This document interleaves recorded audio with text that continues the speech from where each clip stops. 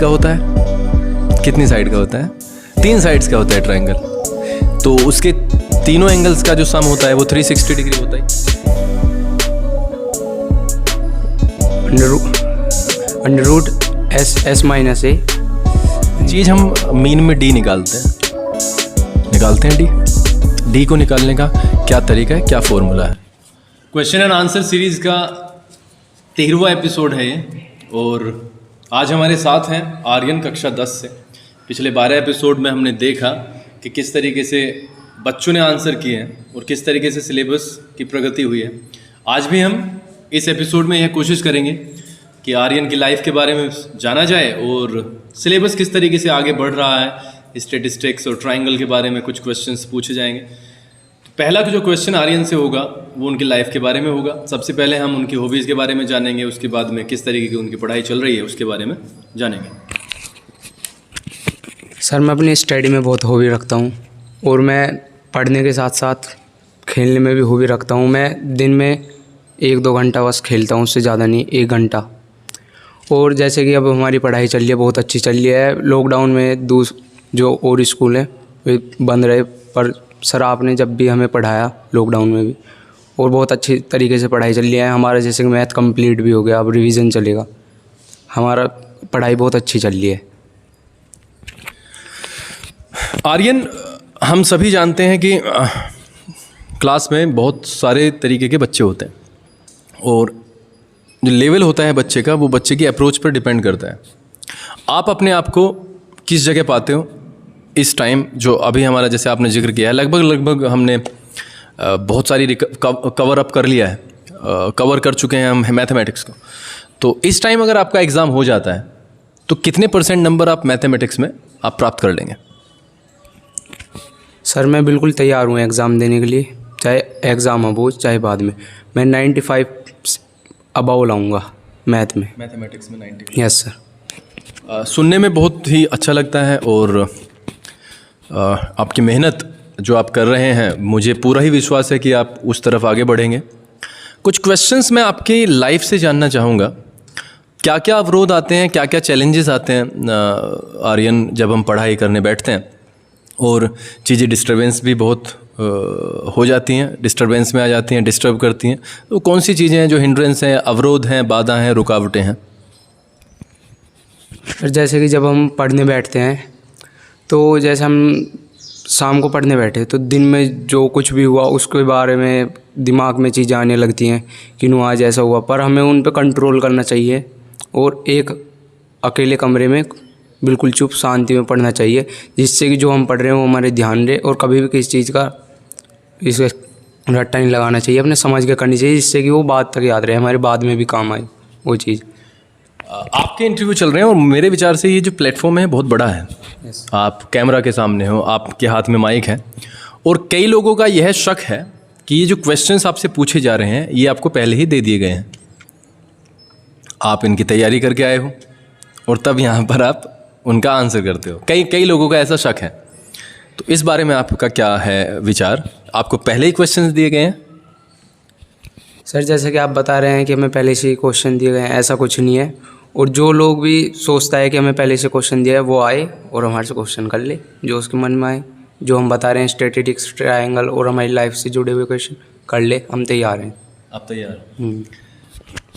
लेकिन जिनकी शक करने की आदत होती है वो नेचुरल होती है, वो कभी जाती नहीं है, वो शक करते ही हैं। खैर, मेरे सामने ऐसी कुछ बातें आई थी तो मैंने आपसे जिक्र कर लिया। ऐसी लाइफ में हर स्टेप पे हमें ऐसे लोग मिलते हैं जो आपकी प्रगति से, आपके प्रोग्रेस से जेलसी रखते हैं और आगे मिलेंगे भी। कुछ चीज़ें ट्रायंगल में हम चलते हैं। ट्रायंगल जो कि 4 साइड का होता है, कितनी साइड का होता है? 3 साइड्स का होता है ट्रायंगल। तो उसके तीनों एंगल्स का जो सम होता है वो 360 डिग्री होता है। 180 डिग्री होता है। अब मुझे ऐसा लगता है कि 360 होता है। ट्रायंगल का तो सर 180 डिग्री होता है। तो ट्रायंगल का 180 डिग्री ही होता है। अगर एक आइसोसेलेस ट्रायंगल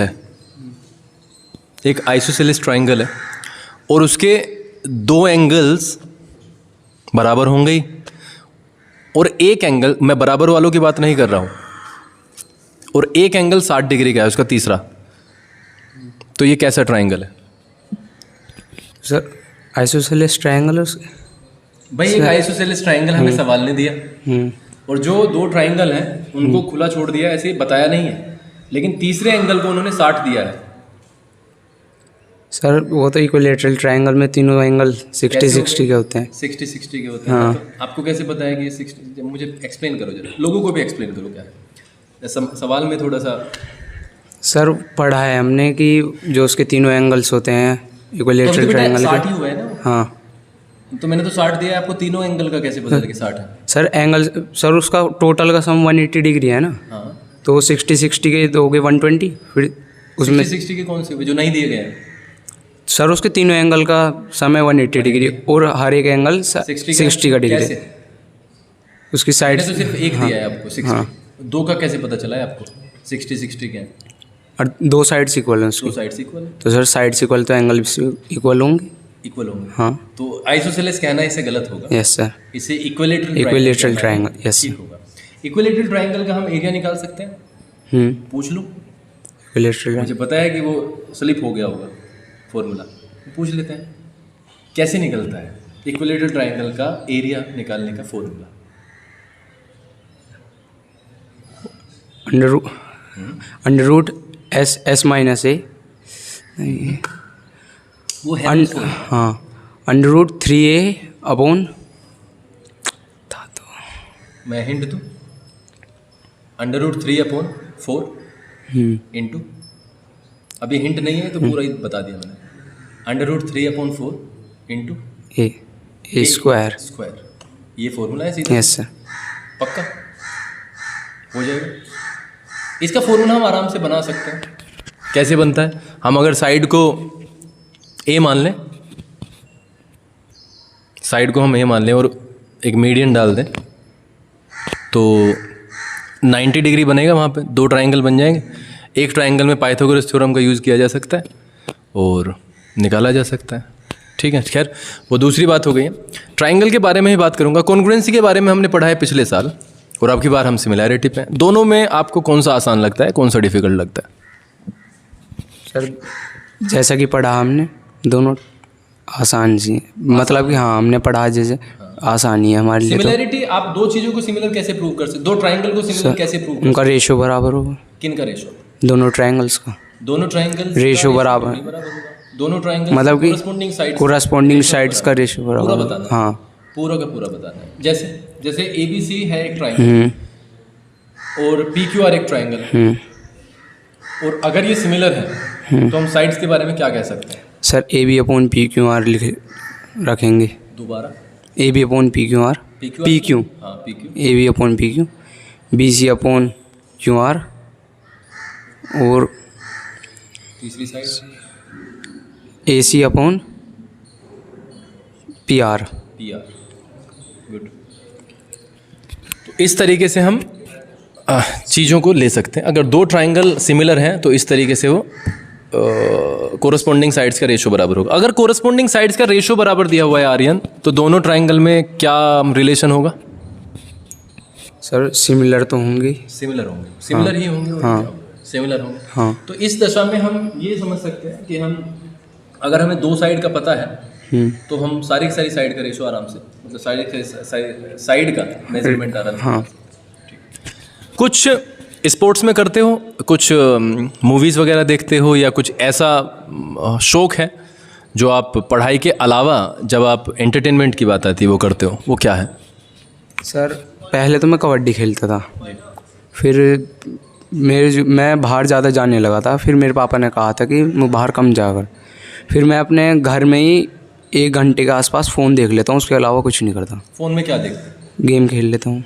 गेम खेलते हैं, तो क्या गेम है वो फ्री फायर है। फ्री फायर खेलते हो?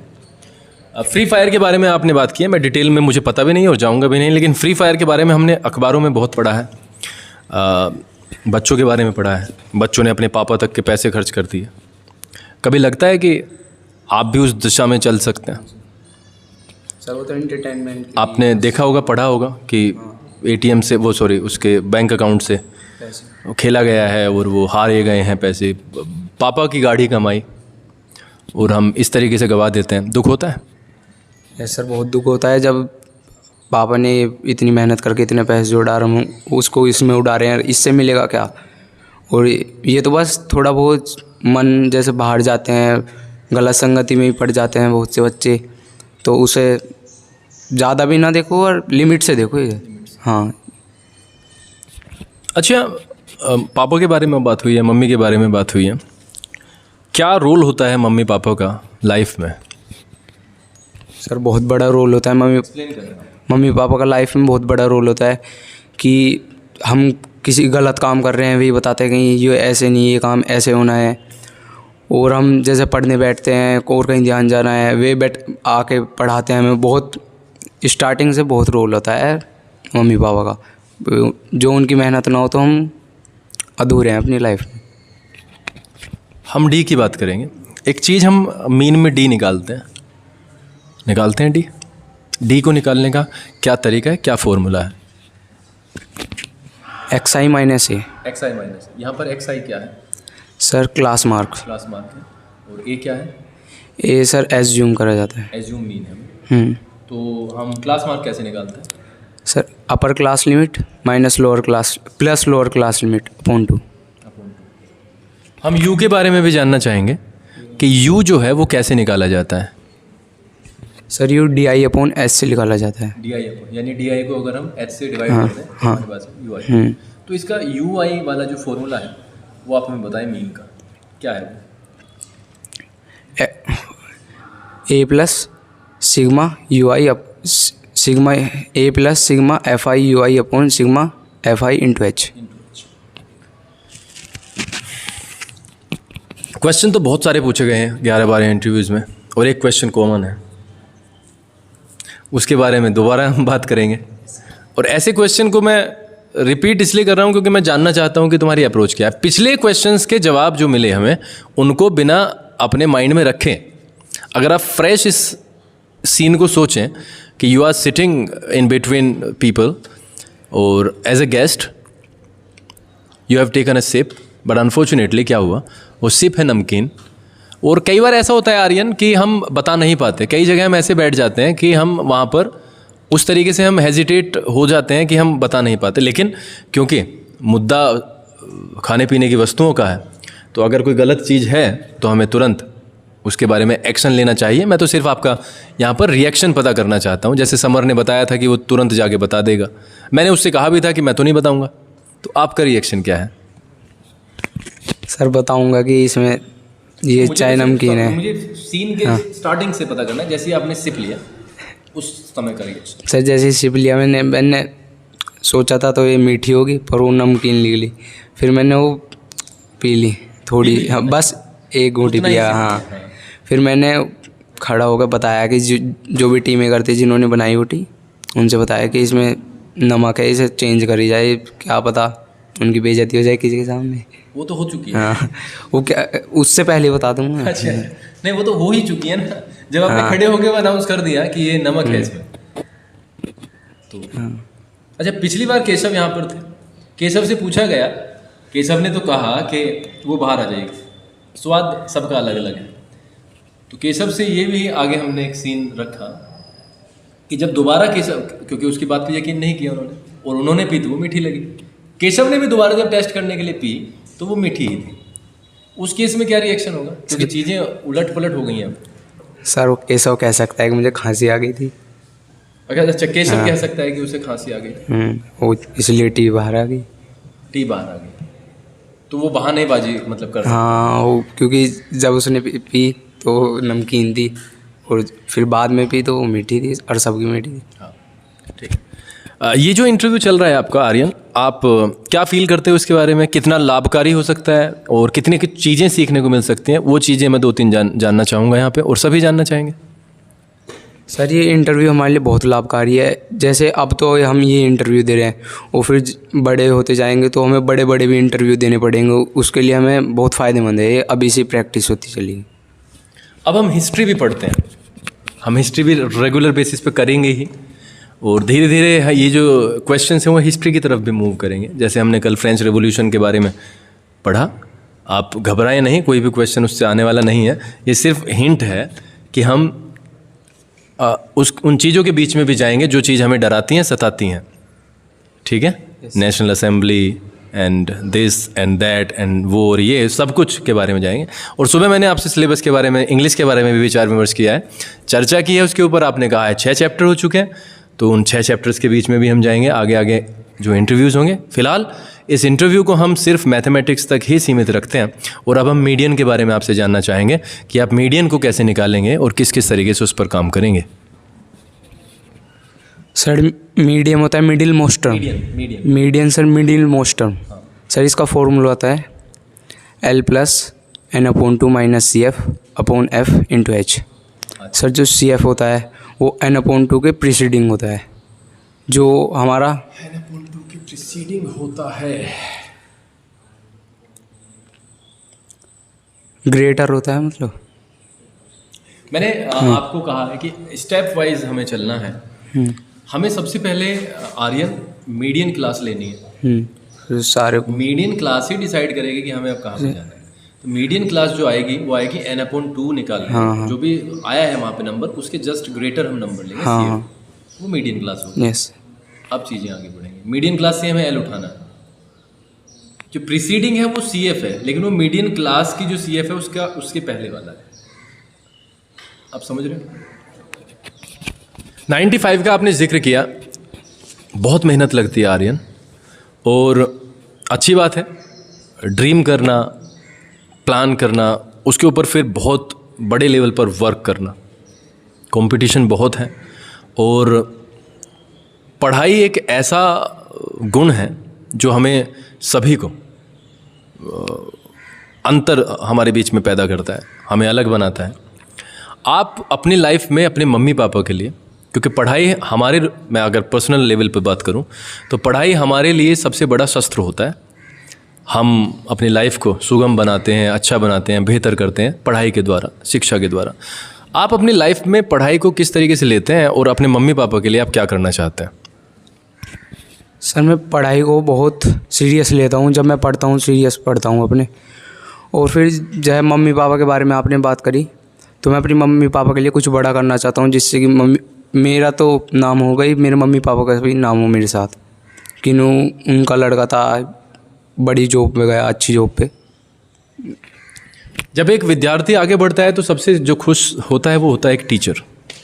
हम जब आपको पढ़ाते हैं तो हम इस उम्मीद में पढ़ाते हैं कि जब आप करेंगे तो बेहतर करेंगे, और जब आप बेहतर नहीं करते हैं तो सबसे ज़्यादा दुख भी अगर किसी इंसान को होता है वो उस टीचर को होता है। और स्पेशली जबकि हम लॉकडाउन जैसी सिचुएशन में भी आपको लगातार बुलाते हों और आपको मोटिवेट करते हों। एक और क्वेश्चन मैं आपके यहाँ से लेना चाहूँगा।